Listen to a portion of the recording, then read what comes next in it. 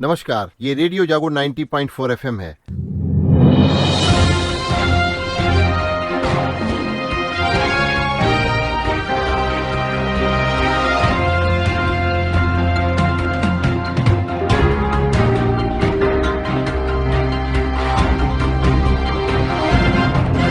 अब आप अभय शंकर गौड़ से रेडियो जागो 90.4 एफएम का विशेष कार्यक्रम साप्ताहिक नजर सुनिए। उत्तर प्रदेश में इस समय छठा चरण का चुनाव संपन्न हो गया और इस सप्ताह पांचवें और छठे चरण के चुनाव के बाद अब सातवां चरण शेष रह गया है लोकसभा की इस 7 चरणों की चुनाव की प्रक्रिया को लेकर के। तो उत्तर प्रदेश में छठे चरण में 59.6% मतदान रहा, जबकि उत्तर प्रदेश में पांचवें चरण में 57.98% मतदान पड़ा। यानी कि जैसे जैसे चरण बढ़ रहे हैं वैसे वैसे लोगों में अपने अधिकारों और अपने कर्तव्यों के प्रति जागरूकता पैदा हो रही है और मतदान करने के लिए अधिक संख्या में लोग पहुंच रहे हैं। लोकसभा चुनाव के छठे चरण में उत्तर प्रदेश समेत 8 राज्यों और केंद्र शासित प्रदेशों के 58 सीटों के लिए मतदान संपन्न हो चुका है और मतदान सुबह से शाम तक होता रहा। और जिन 14 लोकसभा सीटों पर मतदान संपन्न हुआ छठे चरण में, उनमें है सुल्तानपुर, फूलपुर, इलाहाबाद, अंबेडकर नगर, श्रावस्ती, डुमरियागंज, बस्ती, संत कबीर नगर, आजमगढ़, जौनपुर, मछली शहर सुरक्षित और भदोई भी इसमें शामिल है। तो अब लोगों को इंतजार है 4 जून का, जब मतगणना होगी और ईवीएम मशीनों में कैद लोगों के मतों की गिनती से ये स्पष्ट होगा अब की बार किसकी सरकार। तो अब आपको बता दें कि अब की बार वित्तीय स्थिति की अगर बात करें तो अभी बाजार में जो महंगाई दर है वो व्यक्त किया जा रहा है, अनुमान लगाया जा रहा है कि वो अब कम हो सकती है। तो वित्त मंत्रालय का मानना है कि मौसम विभाग के अनुमान के मुताबिक इस साल सामान्य से अधिक मानसून रहेगा और फलस्वरूप आने वाले महीनों में खाद्य वस्तुओं की कीमतें कम भी हो सकती हैं। अभी खुदरा महंगाई दर 5% से नीचे आ गई है, लेकिन खाद्य वस्तुओं की खुदरा महंगाई दर 8% से अधिक है। यानी कि उम्मीद है अधिक मानसून होने की वजह से कीमतें गिरेंगी। सुप्रीम कोर्ट ने एक महत्वपूर्ण निर्णय में इस समय जो मतदान प्रतिशत के आंकड़े वेबसाइट पर जारी करने के लिए जो मांग की गई थी, उसमें अंतरिम आदेश देने से इनकार कर दिया है। कोर्ट ने मांग ठुकराते हुए कहा है कि चुनाव चल रहे हैं, अभी ऐसा कोई आदेश सुप्रीम कोर्ट नहीं दे सकता। मतदान के 5 चरण संपन्न हो चुके हैं और 2 चरण बचे हैं। चुनाव आयोग के लिए बीच प्रक्रिया में मानव संसाधन जुटाना मुश्किल होगा। इसके अलावा शीर्ष कोर्ट ने 2019 से लंबित रिट याचिका में की गई मांग को 2024 में नई अर्जी दाखिल कर अंतरिम आदेश में उसी मांग को दोबारा रखे जाने पर भी सवाल उठाए हैं। बात करते हैं इस समय मौसम की। तो इस समय मौसम का पारा सबसे ज्यादा है। मध्य भारत और देश के उत्तर पश्चिम हिस्सों में भीषण गर्मी की लहर यानी कि हीट वेव चल रही है। भारतीय मौसम विभाग ने भी अनुमान जताया है कि अभी गर्म हवाएं और लू से लोगों को राहत नहीं मिलती।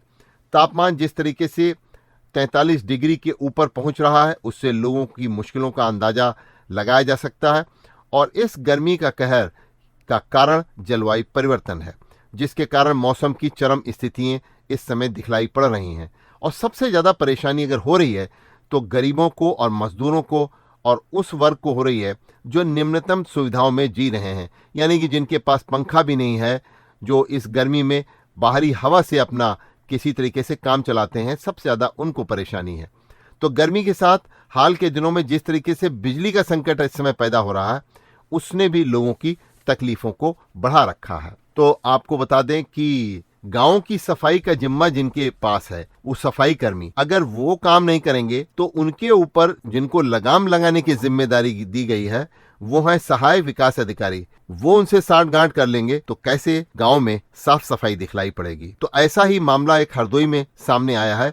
गांव में तैनात सफाई कर्मियों की गैर हाजिरी पर कार्रवाई करने के लिए 8 विकास खंडों के 7 सहायक विकास अधिकारियों के खिलाफ नोटिस जारी किया गया है कि ये एडीओ पंचायत से जवाब तलब किया गया है कि गांव में साफ सफाई के लिए पंचायती राज विभाग की तरफ से जो सफाई कर्मी तैनात हैं उनके द्वारा काम नहीं किया गया, फिर भी कोई कार्रवाई नहीं की गई।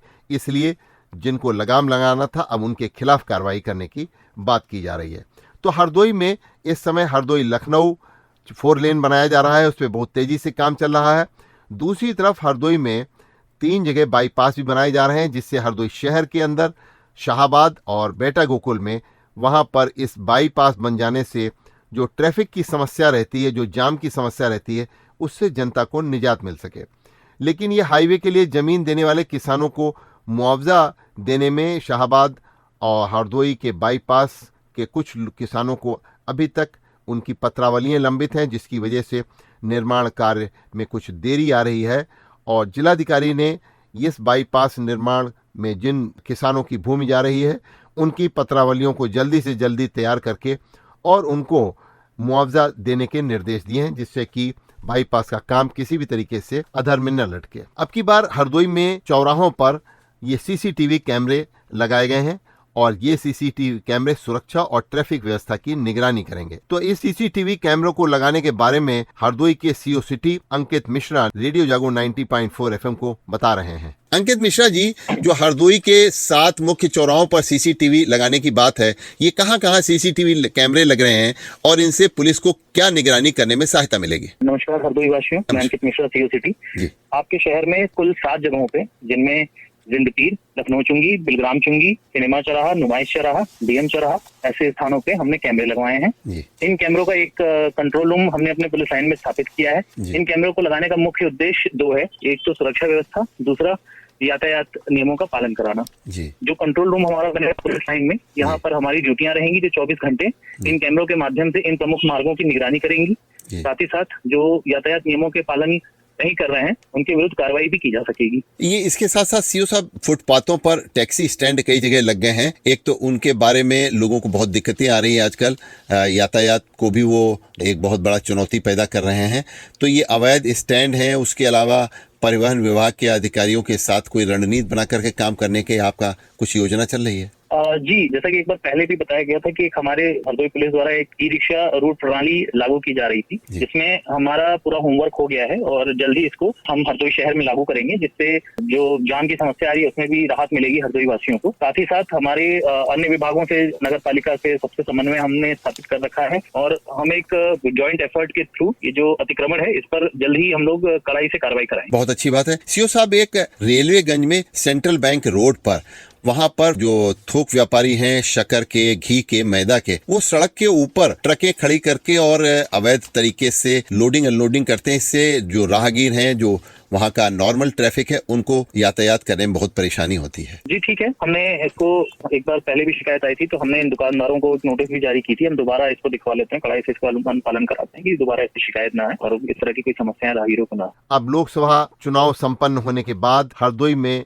लोगों को इंतजार है हरदोई सुरक्षित लोकसभा सीट और मिश्रित सुरक्षित लोकसभा सीट के परिणामों का। तो आइए, आने वाले 4 जून को लोकसभा के जो चुनाव हैं हुए संपन्न हुए हैं, इनकी गिनती हरदोई की मंडी समिति परिसर में होगी और जिलाधिकारी मंगला प्रसाद सिंह ने इसके लिए 700 कर्मियों की ड्यूटी लगाने की बात कही है और उनका कहना है कि हरदोई के 8 विधानसभा क्षेत्र के लिए अलग अलग पंडाल बनाए जाएंगे और इनमें इलेक्ट्रॉनिक वोटिंग मशीन और पोस्टल बैलेट से पड़े मतों की गिनती अलग अलग कराई जाएगी। इसके लिए कर्मियों को प्रशिक्षित भी किया जा रहा है। तो 4 जून को रेडियो जागो 90.4 एफएम भी लगातार अपने श्रोताओं को पूरे दिन भर हरदोई में दोनों लोकसभा क्षेत्रों की गिनती होगी, इसकी गणना के संबंध में लगातार आपको अपडेट देता रहेगा और इसके लिए आप 4 जून को सुबह से जुड़े रहें रेडियो जागो 90.4 एफएम से। अब बात करते हैं कुछ अंतर्राष्ट्रीय मुद्दों को लेकर के। तो नेपाल के प्रधानमंत्री पुष्प कमल दहल प्रचंड ने संसद में इस